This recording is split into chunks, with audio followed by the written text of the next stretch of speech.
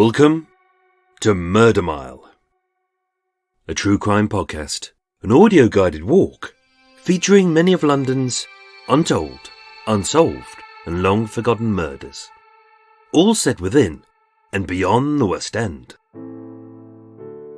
Today's episode is about the vicious double murder of Barbara Songhurst and Christine Reed. Two innocent and inseparable best friends, brutally savaged on a peaceful riverside towpath. But who would want these two young girls dead, and why?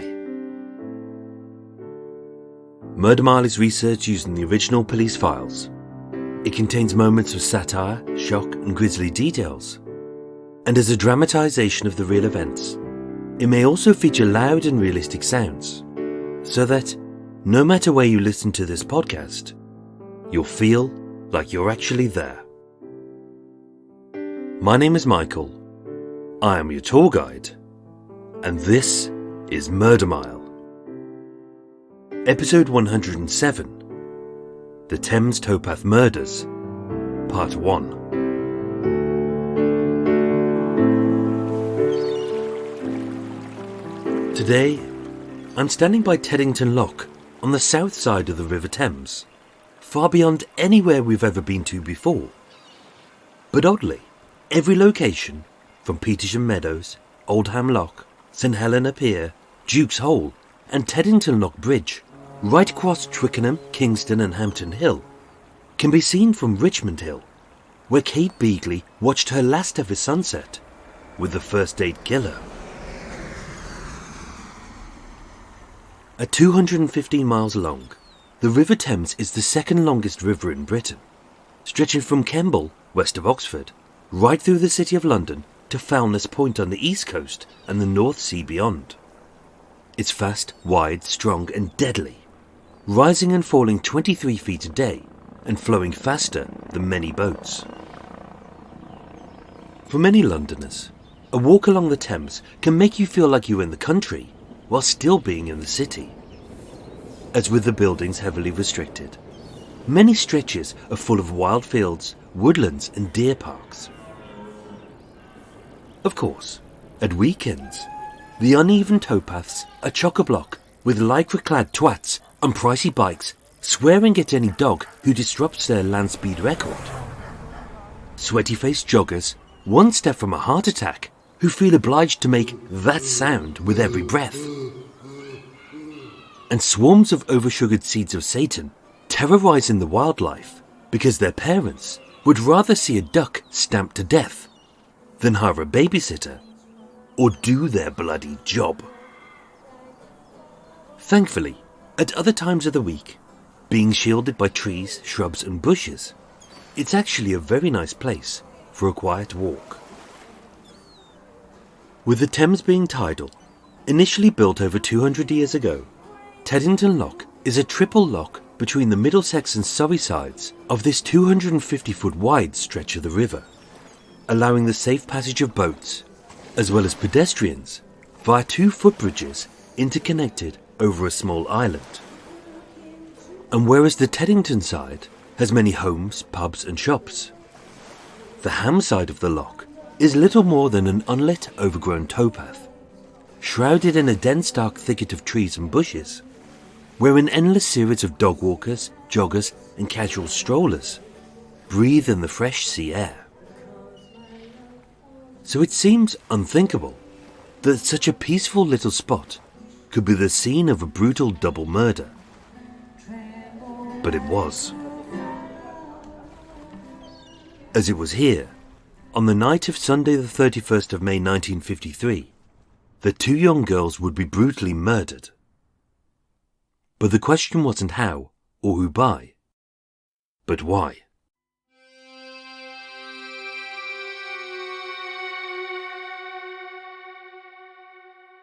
As two loving and inseparable best friends, Barbara and Christine lived as they died, side by side. Barbara Songhurst was born in Teddington on the 29th of April 1937 as the middle child of 10 to Gertrude and Daniel, a loving couple married for 23 years who had stuck together through good times and bad. Being a good Anglican family of 12, crammed into a small white council house on a long tree-lined street in Hampton Hill. Although the two eldest boys, Danny and Robert, had moved out, Arthur was on national service, and Doris was hospitalised with spinal tuberculosis. With only 3 bedrooms for Mum, Dad, Pamela, Edwin, John and Nina, with 16-year-old Barbara sharing a bed with her eldest sister Rose, this little terraced house at 75 Princes Road was a squeeze for this family of 8. Having moved out of a tiny terrace at 18 Sydney Road just 8 years earlier, since birth and for the rest of her life, Barbara would live in and around Teddington, the place she called home. Life was busy, noisy and hard, as with their invalid father being confined to a steel jacket, having broken his back, with the compensation spent and unable to work for 10 years, as Gertrude was the full-time carer for the children and her husband. They lived off benefits and what the siblings could earn. Home life was difficult, but never unkind. And although a little undisciplined, it was only as dysfunctional as was expected from a big family in a small house, living but surviving in a difficult circumstance. But as with all of their children, Barbara was good, decent, and raised well. Having graduated with a school certificate from the Victoria Girls' School, age 15, Barbara got a job as a shop assistant at Harwood and Hall's chemist shop in Hampton Hill, earning £1.15 a week. But just as all of her work-age siblings did, more than half of what she earned went to feed and clothe the family. Described by everyone as bubbly, fun and energetic, as a slim petite brunette just shy of 5 foot tall, with a slender figure, a confident stance, a fashionable dress sense and a cheeky smile, Barbara was popular with the boys and she loved their attention. But being blessed with a forceful personality, she had held on to her virginity. As being religious, she was saving herself for Mr. Right. Barbara wasn't a silly little giggling girl who stumbled into trouble, as although she had a small childlike body and the excitable brain of a teen savouring her freedom, she also had an adult's wisdom which belied her tender years. As a local girl, she had some serious street smarts. She liked watching live music, but didn't venture any place she didn't feel safe. She liked thrills, but was never a bother to herself or anyone else. She freely cycled along the river, but rarely strayed far from the towpaths and bridges she trusted to get herself home. She stayed out late, but always kept her parents informed of her whereabouts. And although chatty and confident, she never, ever talked to strangers. In fact, being both sensible and inseparable, always by Barbara's side, was her best friend, Christine. Born 2 years and 1 month earlier, on the 18th of March 1935, Christine Rose Reed was the middle child of Herbert and Lucy. Living off Herbert's modest wage as a shop assistant, and with her housewife mother Lucy being deaf. They weren't well off, but their home life was always happy, loving and stable. Having scraped by at school, and being described as a little bit educationally challenged, 18-year-old Christine had found work as a factory hand in Hampton, earning a wage of £3.18 a week, and just like her best pal, half of her wage went to support her family. Almost like a slightly taller twin, Christine was a slim petite brunette with olive skin, brown eyes, a small nose and a curly bob of hair. And although she also liked the boys' attention, she often got less than her bubbly buddy, being a little more shy, quiet and prim, but no less chatty once she got comfortable.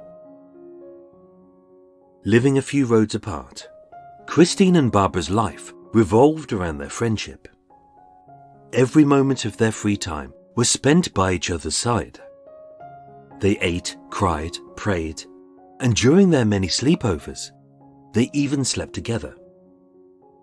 And although both girls often stayed out late, neither of their parents were ever worried, as the girls were always honest about where they'd been, who with, when they would be home, and that, no matter what, these inseparable sisters would never be parted, even in death.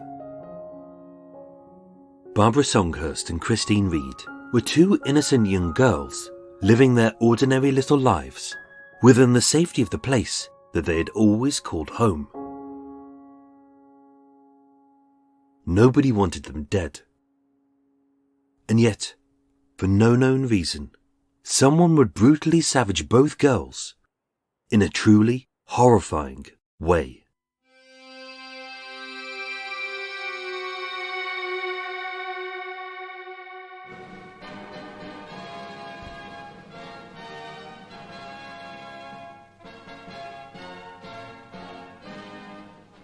Long live the Queen. 8 years after the end of the Second World War, with the country smashed and battle-scarred, its charred cities pockmarked with bomb craters, and a weary people struggling under the twin burden of an economic slump and a population boom, 1953 marked a new dawn for Britain. Over the sweet smell of cakes being baked, the excitable squeal of children playing, and the drab grey streets flecked with the patriotic red, white and blue of Union Jack bunting, a joyous thrum rippled across the city in anticipation of the impending coronation of Queen Elizabeth II in just 1 week's time. This wasn't a party, this was a fresh beginning, and with the typically unpredictable British weather actually playing ball for once.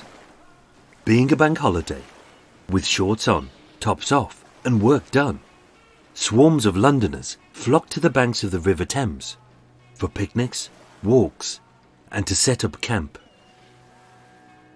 It was a moment of great celebration. So one weekend prior, on Sunday the 24th of May, following a short spate of sexual assaults on lone females walking in isolated spots, a vicious sadistic attack occurred 8 miles south of Teddington on Oxshott Heath, leaving a 14-year-old girl raped, bloodied and traumatized. But with very little evidence, the investigation came to nothing. And for now, such horrors would be put at the back of everyone's minds.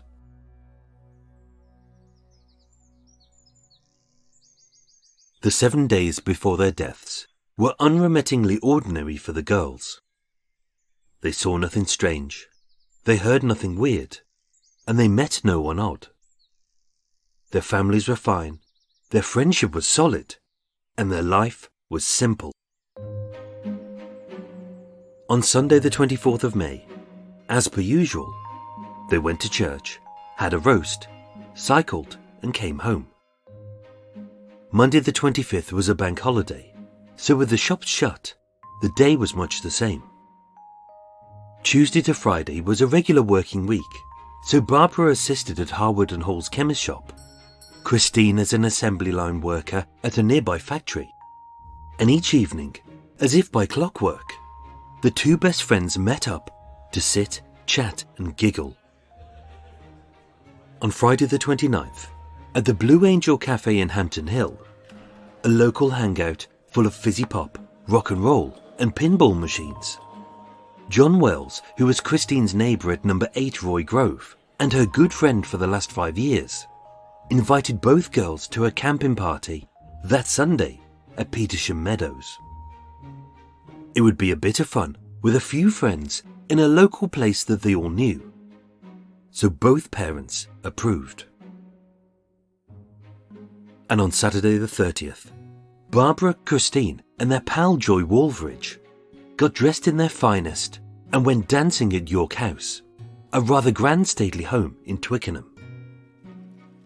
With the band packed up by midnight, they cycled the 2 miles home, partially down the unlit and overgrown towpath, which may sound dangerous, but it was a damn sight safer than sharing the potholed road with the nightly rumble of trucks and buses that thundered by. So at 12:45 a.m, a little later than promised, both girls returned to 15 Roy Grove, as witnessed by Christine's father, and as per usual, Barbara stayed over. Sunday the 31st of May 1953 would be a glorious day. The sun was out, the skies were blue, the breeze kept the heat cool, and it would be a perfect day for a friendly little picnic at a mate's camping party. Waking up at a little after 9 a.m. in Christine's tiny bedroom, the two girls made their plans for the day. And as Christine dressed, Barbara cycled the 8 minutes home to 75 Princes Road. And at roughly the same time, they regaled their parents with last night's fun and news of today's picnic at Petersham Meadows. With tomorrow being a work day, they promised to be back in their own beds by 11 p.m, which both parents knew meant either midnight or just a touch later. At 10:30 a.m, being fashionably yet comfortably dressed in blue jeans, a white coat, a yellow tartan blouse, flat-heeled shoes with white socks, and accessorized with a double row of imitation pearls and 2 brooches, one a patriotic pin for the Festival of Britain and a horseshoe for good luck. Being in a bright and perky mood, Barbara Songhurst left her home on her maroon-coloured Phillips sports cycle. Likewise, being semi-sensibly dressed in dark blue slacks, a yellow woolen cardigan, a white blouse, white ankle socks, and a pair of low-heeled black shoes. As Christine cycled away on her cream and blue BSA sports model bicycle, her mood was typically upbeat, happy, and carefree. At 11 a.m, they met somewhere in Teddington, and they headed to John's picnic at Petersham Meadows, which they would return to 3 times that day.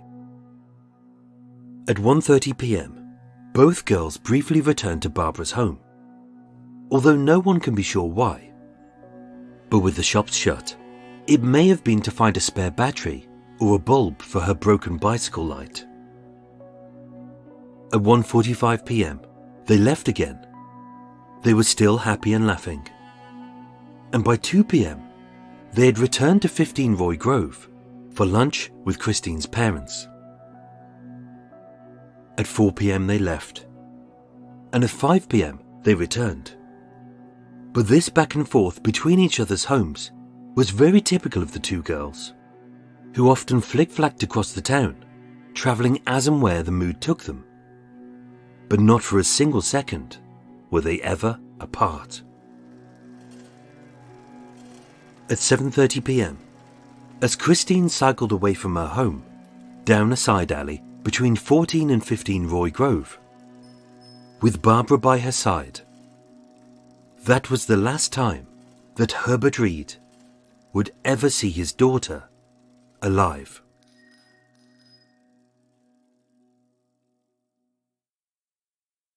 Roy Grove to Petersham Meadows was a familiar 4-mile route that the two girls had already cycled twice that day and hundreds of times, both day and night, over the years that they had been best friends.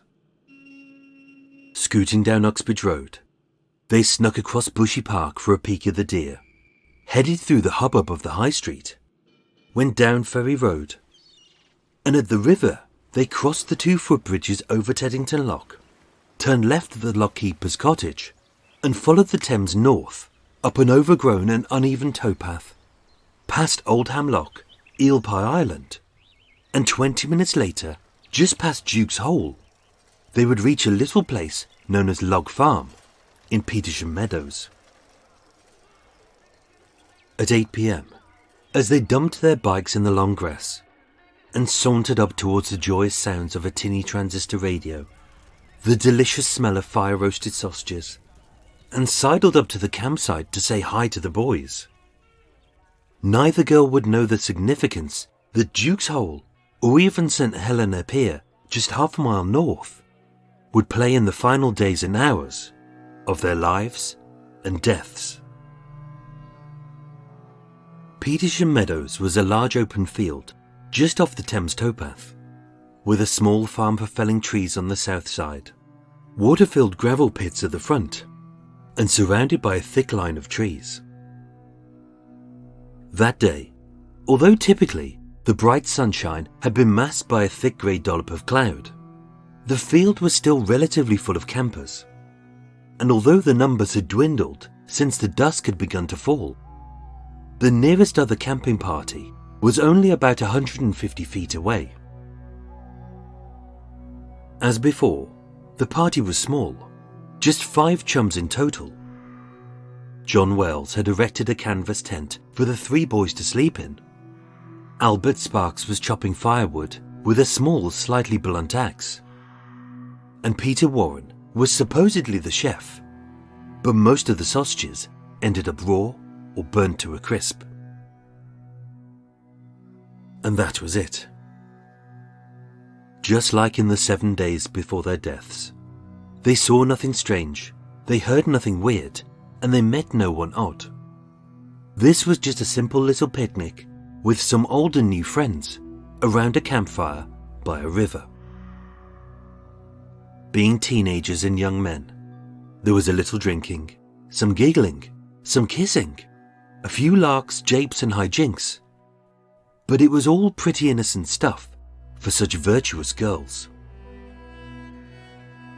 Only this moment of fun and hilarity would be the last that the 2 girls would ever share. With little of what was left of the sun having set almost 2 hours earlier, with only a hint of a moon, a dense cloud cover having descended, and being nowhere near a single flickering streetlight, headlamp, or brightly coloured bulb in celebration of this coming Tuesday's coronation, the 5 pals were only illuminated by the alluring glow of the crackling campfire. Darkness was upon them, and as the silence between the laughter grew longer, the party wound down, and the girls knew it was time to go. Having heard a distant clock tower strike its 11th chime, the girls knew that they would be slightly, but not unreasonably late if they set off now, which they did. With the woods, river and towpath being pitch black at this time of night, as the batteries to Barbara and Christine's bicycle lights had run flat, and being unable to find any spares earlier that day, Peter kindly loaned his bike light to Barbara. It wasn't a great little lamp. In fact, its dull yellow glow barely shone further than a few feet beyond her thin front wheel. But it was better than nothing. At roughly 11:15 p.m, having waved the girls goodbye, John, Albert and Peter finished the sausages, turned off the radio, and amidst the soft rustle of their sleeping bags, all 3 went to sleep. The last sighting of Barbara and Christine was roughly 15 minutes later, just shy of Oldham Lock. As 2 pals, Basil Nixon and Sheila Danes, lay on the grass.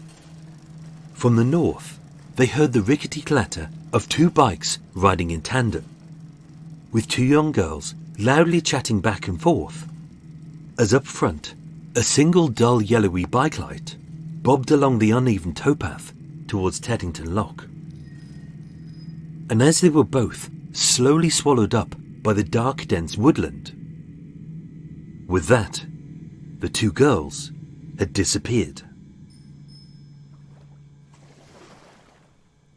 At 8:15 a.m, as George Coster, a foreman for the Port of London Authority, was working at Radnor Gardens, 1 mile north of Teddington Lock, just 20 feet from the riverbank, he spotted something floating in the shallow water.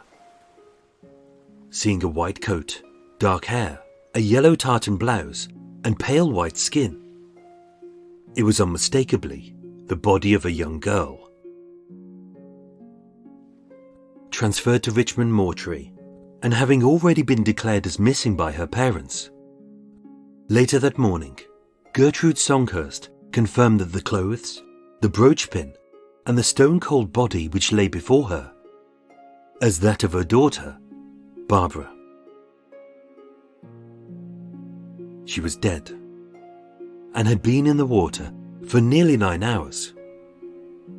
But she hadn't drowned. And seeing only her baby's beautiful face, under a black rubber sheet, the worst of the young girl's injuries were deliberately hidden from view.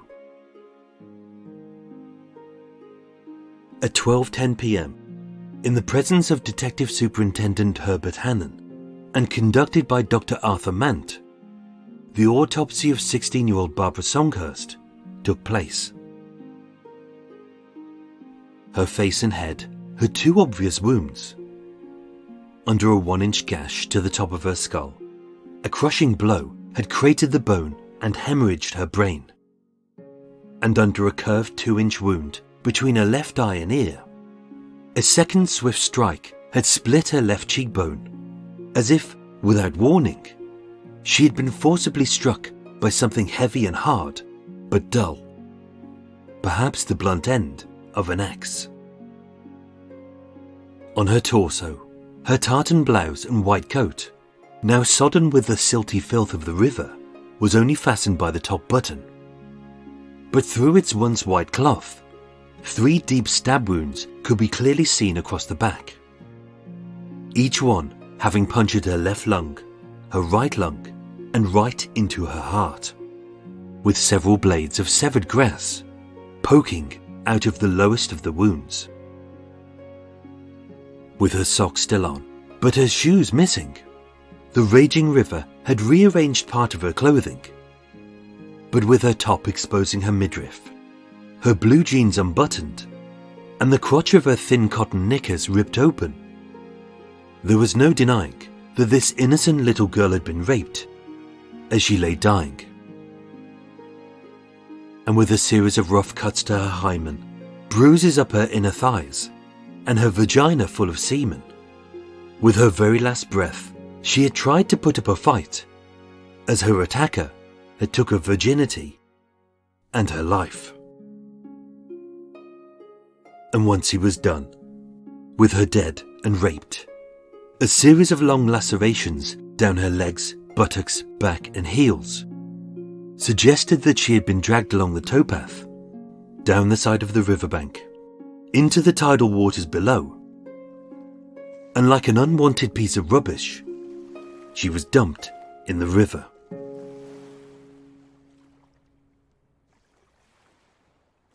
Her shoes were gone.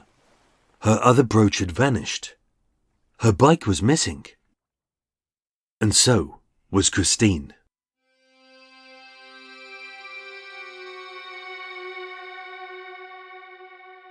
The murder of Barbara Songhurst was a perplexing mystery. No one saw her attack. No one heard her rape. No one witnessed her murder or disposal. And no one wanted her, or her best friend, dead. They were 2 innocent young girls, living their ordinary little lives in the place they felt safe, who had been brutally attacked in an isolated spot on a public towpath by a person or persons unknown. This should have been a fresh start for everyone, a time of celebration. But a violent killer was in their midst, and just 1 day from the Queen's coronation, the newspapers were all about a dead little girl. But the rape and murder of Barbara Songhurst didn't make any sense. If it was premeditated, the murder location would have been somewhere dark, dense and isolated, perhaps a spot on the towpath up near the loch. But if her rape was the motive, why did he attack 2 girls on bikes at the same time rather than just one? What if the other screamed or got away? If the murder was personal and the brazen double murder of 2 little girls was his aim, why did the attacker strike Barbara twice across the head and face with the blunt end of an axe to render her semi-conscious, only to violently stab her to death with a knife? Why keep her alive, only to then make her dead?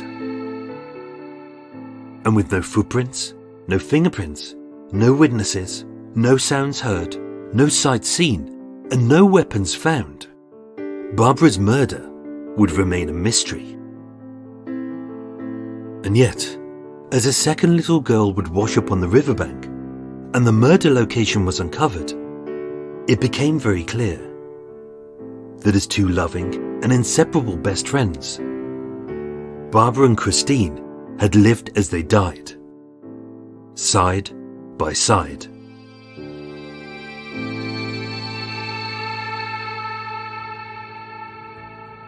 Ladies and gentlemen, thank you so much for listening to Murder Mile. That was part 1 of 3 of the Thames Towpath murders, with the next part next week. But if you fancy learning some more details about the case and enjoy half an hour of utter waffle, stay tuned for Extra Mile. Before that, a big thank you to my new Patreon supporters, who are Bridget O'Keefe, Jacqueline Rutland, Samantha Woodhouse, and Grace Ashby Walker. I thank you all for your support. It's very much appreciated. A thank you to Kay Fillmore for your very kind donation, and to Steve-O and Patsy, who donated by the supporter link in the show notes. Thank you to all of you. And of course, a huge thank you to all of the supporters of the show in whatever way you choose, whether by Patreon, donations, reviews, or simply by listening to this podcast and saying, yeah, I like that. It was okay. Murder Mile was researched, written and performed by myself, with the main musical themes written and performed by Eric Stein and John Books of Cult with No Name. Thank you for listening, and sleep well.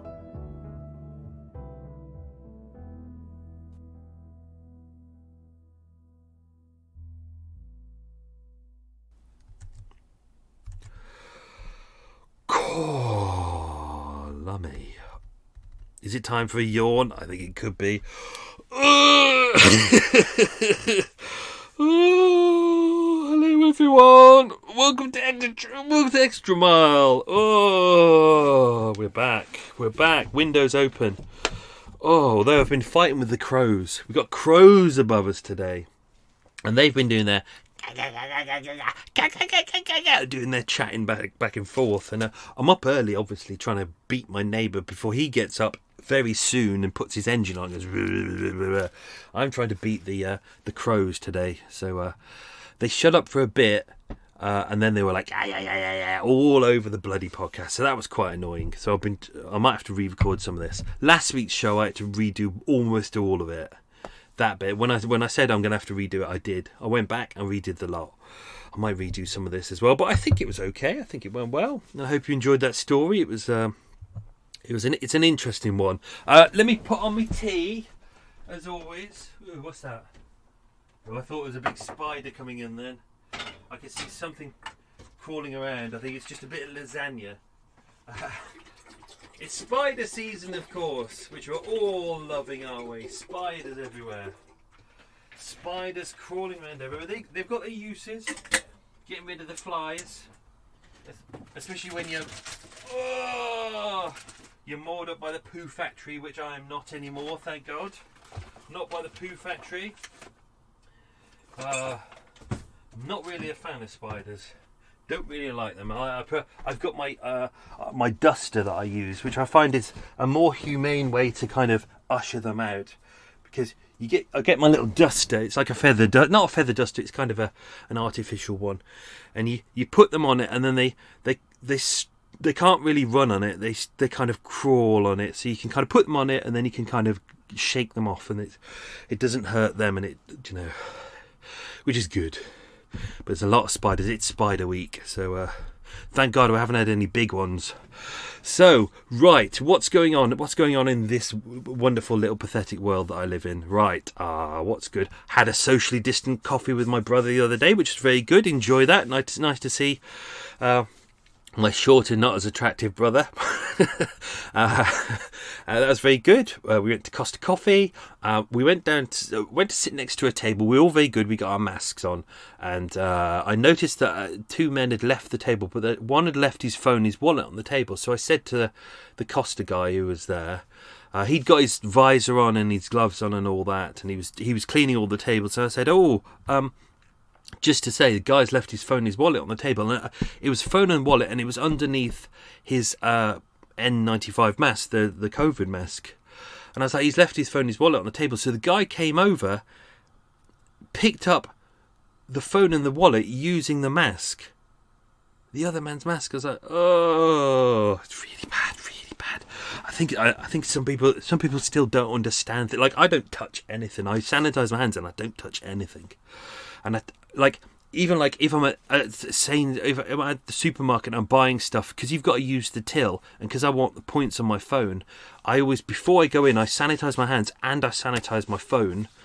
I never thought I'd turn into one of these people, because I'm not one of those weirdos who walks around hand sanitizing all the time, but I am during this pandemic. And I sanitize my phone, and then you've got to use the screen, but you remember that you touch the screen to add in your points and all that, but then you've got to use your phone, so you're adding the virus to your phone. So I've sanitized my phone as well. Trying to be very good, aren't we all? We're all doing our bit to help each other to not pass it on. Some people not as well as others, but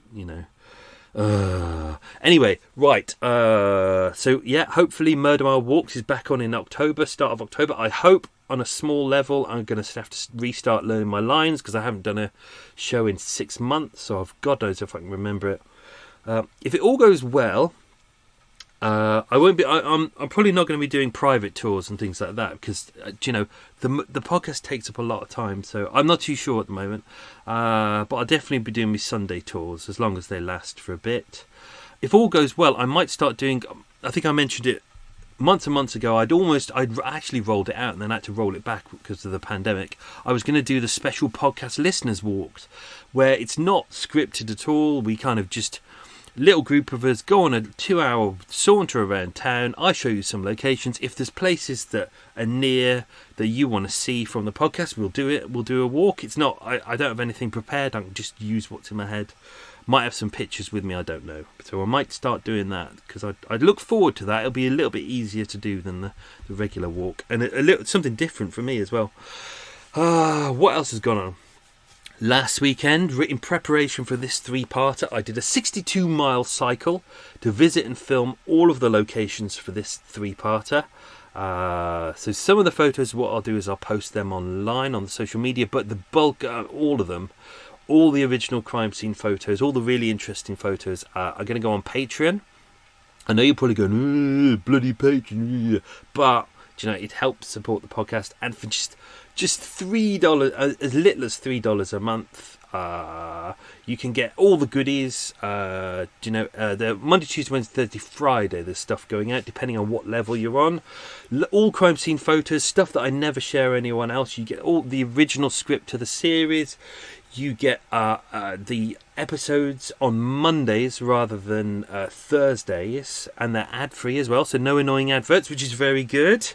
And the $25 patrons, got a couple of those. Every Friday I do extra.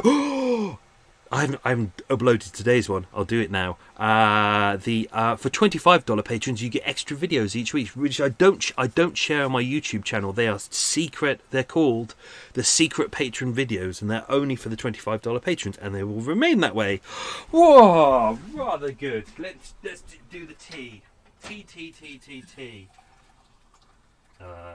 I made the mistake the other day.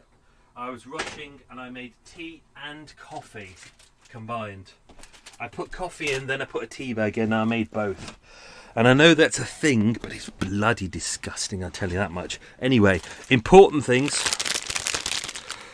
Oh, you bastard. Look at that McVitie's, you bastard.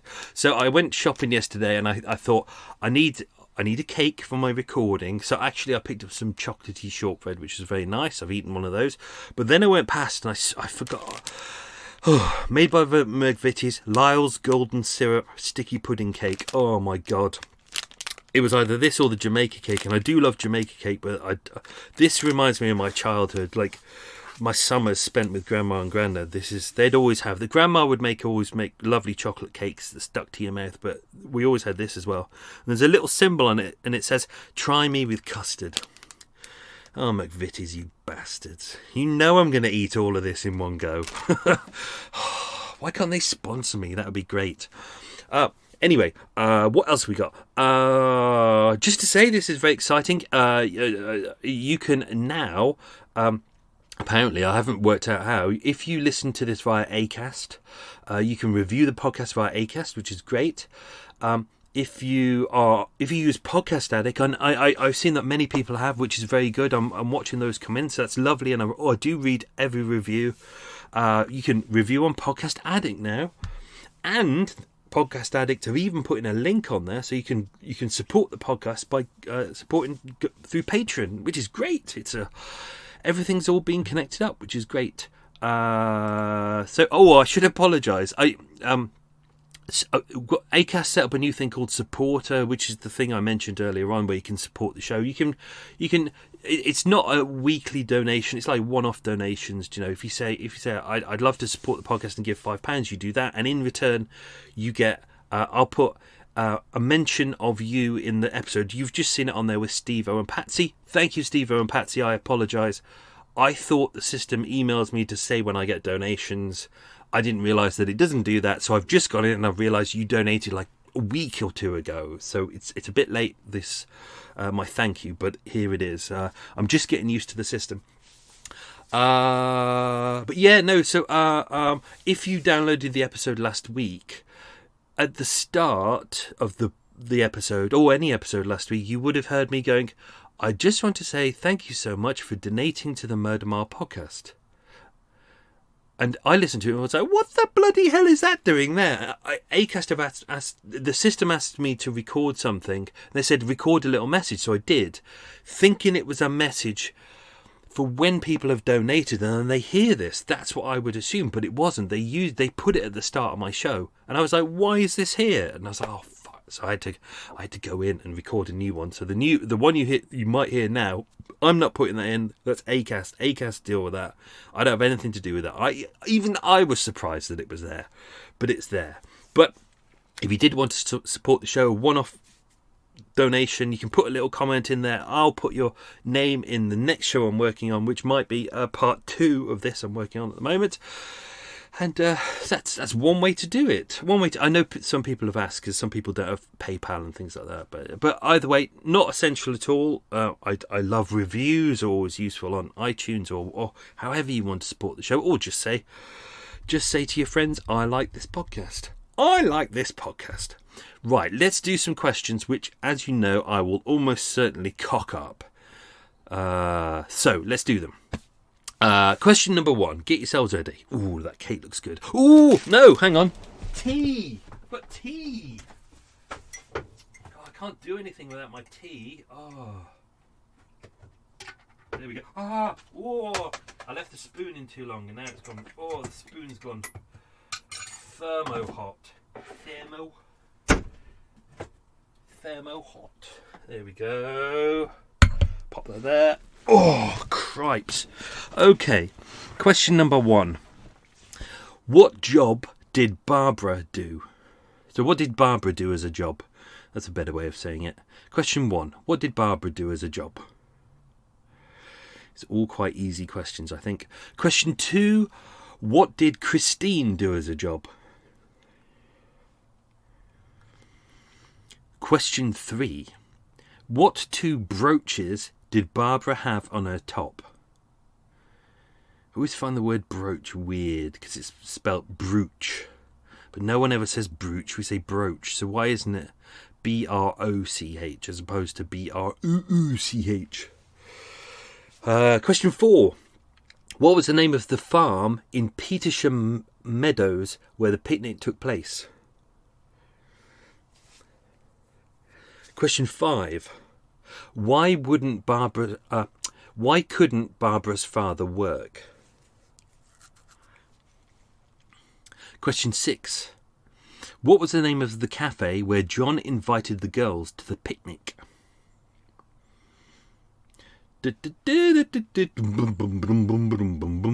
Question 7. What was Christine's middle name? Well done if you get that one. That was snuck in right at the start. Question 8. What did the girls see in Bushy Park as they cycled through? Question 9. John Wells invited the girls to the picnic, but name the other 2 boys who were at the picnic. I say boys, they were all young men, all in their early 20s. Question 20. What did Pete... I just realised I almost buggered up the next question with the next... first and the last answer with the next question. Okay. What did one of the boys loan to Barbara? What did one of the boys at the picnic loan to Barbara?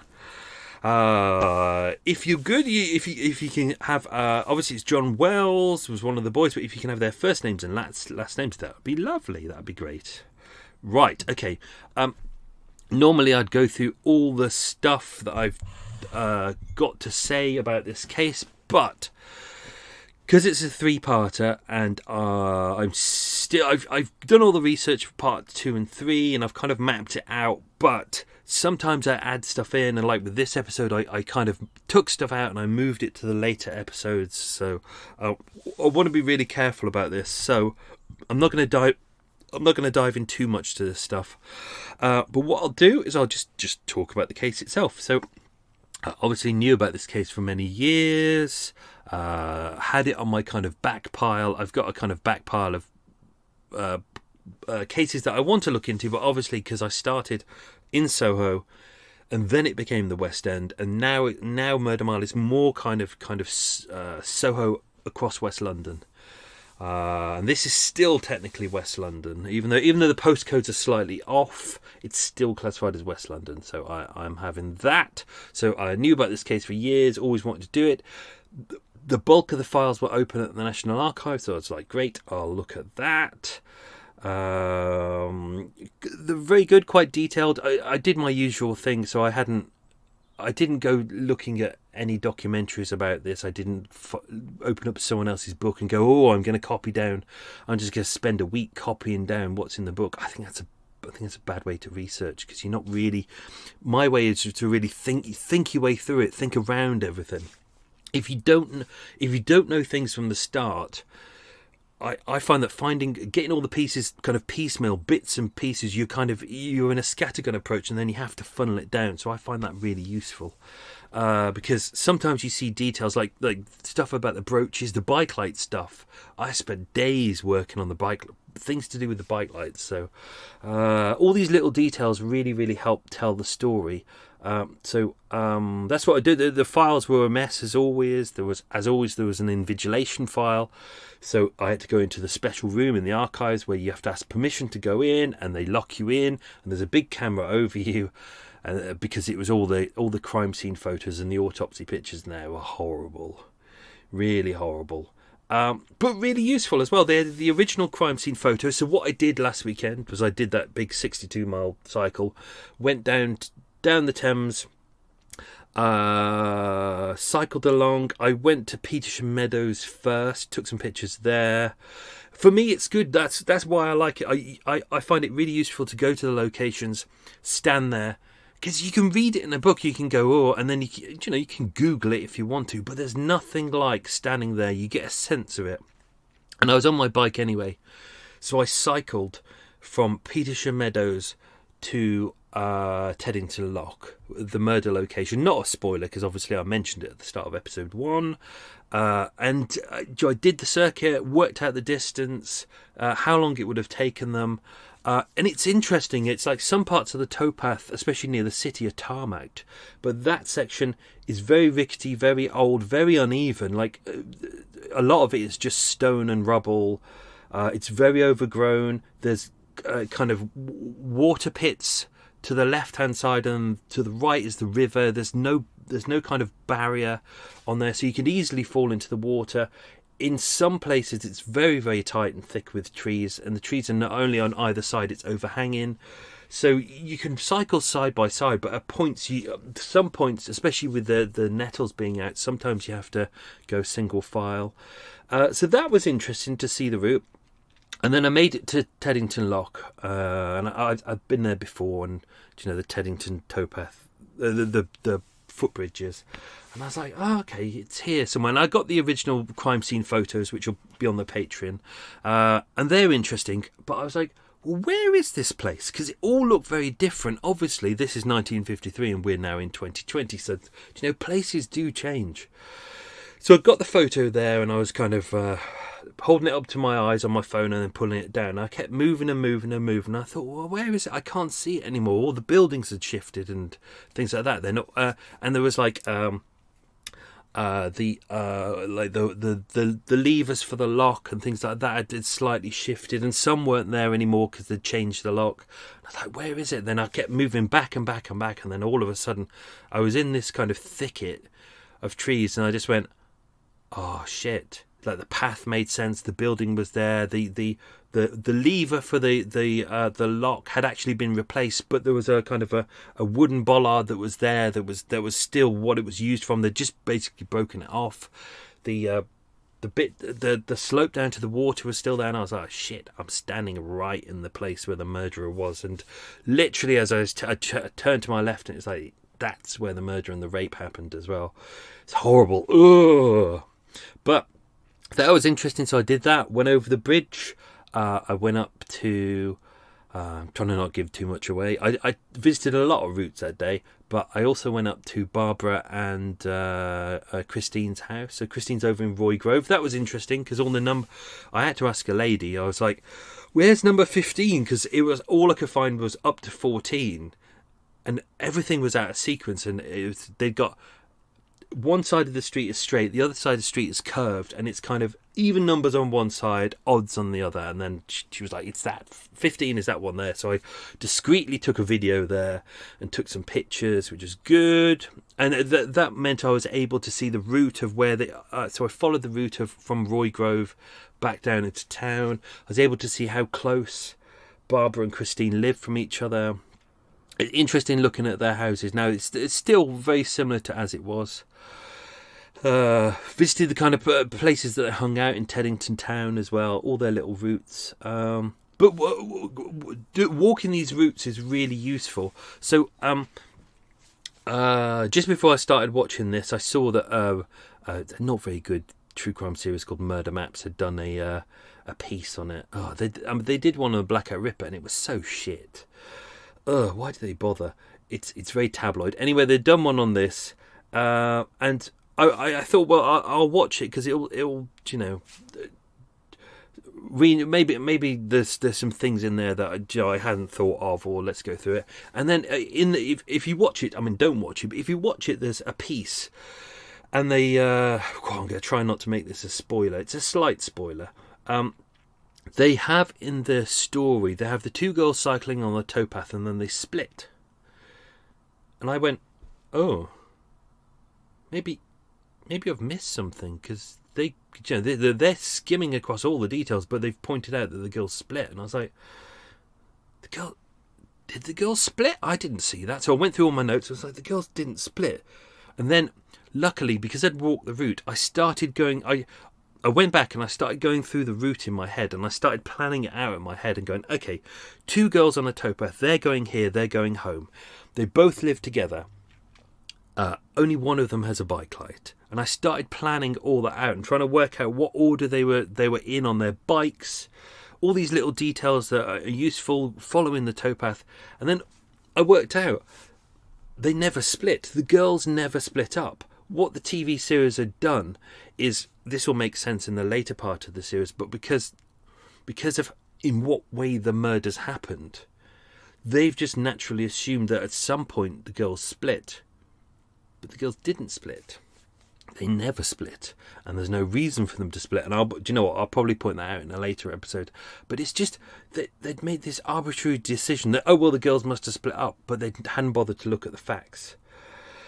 Even like I looked at a couple of blogs and pieces out there where every time you look at the Thames Towpath murder, you will see they've put in a picture of the footbridge, and or even worse, they've put in a picture of the bridge down at St Helena Pier, which is about a mile. But actually, no, it's about two and a bit miles north. People do that. They go, oh, it's in Richmond, Thames-ish, or we're putting that picture. But the footbridge doesn't have any connection to the story at all. The footbridge is the place that they would have crossed had they not been murdered. That was their route home. But it has nothing to... For the $25 patrons, there's a little video I'll post about that, and you'll see that. And I'm pointing out where... Everyone says, "Oh, this is the murder location," but it's not. It's not there at all. It's way off. It's just people are being lazy. They just go, "Oh, well, it's Teddington Lock, so it's roughly here," which is why I grabbed the original crime scene picture and I was like, "Where is it? Where is it exactly?" And I literally stood in his shoes, in the killer's shoes, and in the location, and just thought, "Oh!" I tell you what, it gives you a chill. It really does. It's horrible. So where did I go? Yeah, so I did 75 Princes Road over in Teddington, which is still there. 15 Roy Grove. I also went through Bushy Park, which I won't ruin the question about because we've got that coming up. But the killer himself also visited there a couple of times. What else did we do? These will be coming up soon. So Canbury Park I did, which is not too far away. Went through Radnor Gardens, which is not too far from the picnic site, and it was kind of close to where Barbara's body was found. Went past Oldham Lock, which was on the route between Petersham Meadows and Teddington Lock, and that will come back into the story later on.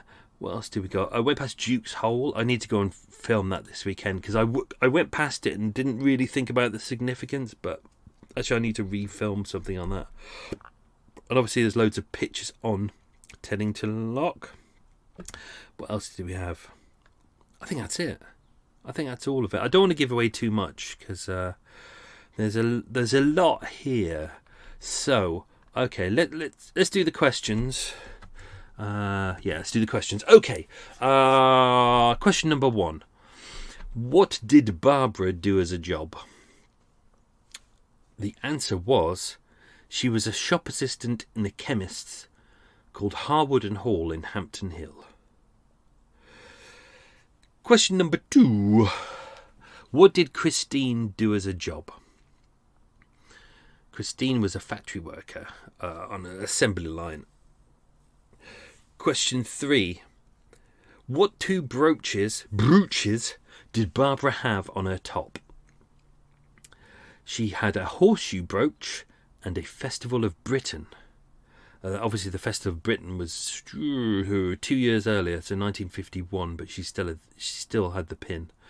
That was kind of a post-war kind of celebration of innovation and stuff like that. Question 4. What was the name of the farm in Petersham Meadows where the picnic took place? It was called Log Farm. Very imaginative name because it was a logging farm. Question 5. Why couldn't Barbara's father work? He had broken his back and was confined to a steel jacket. Question 6. What was the name of the cafe where John invited the girls to the picnic? It was the Blue Angel. Question 7. What was Christine's middle name? It was Rose. Question 8. What did the girls see in Bushy Park as they cycled through? I saw this as I was cycling through there as well. Lots of deer. It's a deer park. It was interesting. Yeah, I had to stop my bike and wait because the buck, is it the buck? The male deer was there, and he got all of his lady deers with him. And I was like, oh, go really quietly. They were out just having a little feed. They're quite calm, but you've got to be careful around them. Question 7. Did I do this? Question 7. What was Christine's middle name? It was Rose. Oh no, I did do that because I've just done deer, haven't I? God, idiot. Question 9. John Wells invited the girls to the picnic, but name the other 2 boys. They were Albert Sparks and Peter Warren. Albert Sparks and Peter Warren. Whew, my energy has just plummeted. I think it's because I want cake. Question 10. What did Peter loan Barbara at the picnic? It was a front bike light. You're probably saying, why didn't he loan her a better bike light? But don't forget, this is the 1950s. Batteries weren't particularly good. Things were a little bit bulky. The lights, like the ones we've got now, are like one I've got on my bike is brilliant. You shine it and it shines like about 500 feet ahead in a pin sharp. But those ones would have been a bit scattergun. So yeah, I remember those. Not the ones from the 50s, but I remember the ones from the 70s, and they weren't particularly good. So I think that is it. I'm not going to do any more because I don't want to ruin the series in case I cock it up. So that is the end. I hope you enjoyed that. I'm going to now sit and edit this. Oh, I'm out having some drinks tonight, and I think there's some drinks with the beard on Sunday. So I'm going to try and get all this done. So hopefully it's ready for Monday. That's my target. And then we can start again with the next 2 episodes. Right, that's me done. Hope you enjoyed that. Stay safe, be happy, be lucky, and enjoy life. Eat some cake, drink some tea. Lots of love. Bye-bye.